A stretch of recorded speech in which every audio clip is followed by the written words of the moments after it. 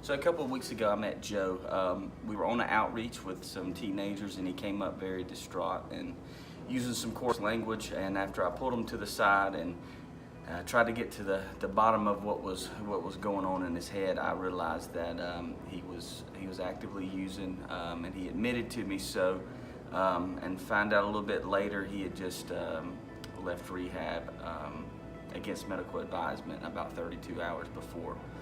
He'd walked 20 miles just to get some drugs, and sold his phone, his shoes, his clothes, just to get some drugs. Wanted them that bad.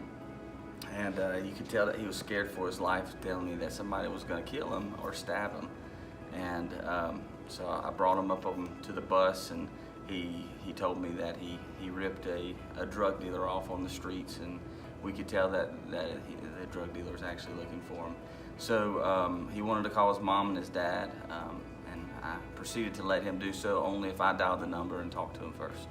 And first was his dad, and he was so excited that I was calling and telling him about Joe, because he hadn't heard anything except he had left rehab, and he tried to call his phone and somebody else answered it, and so I'm sure he was worried to death.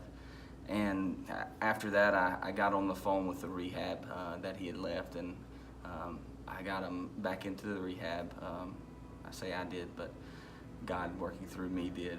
After that we called his mom, and his mom happened to be at a woman's retreat, just praying that God would show her a sign that Joe was okay. And I'd called a little bit after that, and she was ecstatic, and just crying on the phone, and especially when she did get to talk to Joe. After all said and done, I got Joe a ride back in an Uber to the rehab. He'd called me 2 days later telling me how thankful he was, and that I was on his registry. I could come visit him and call him.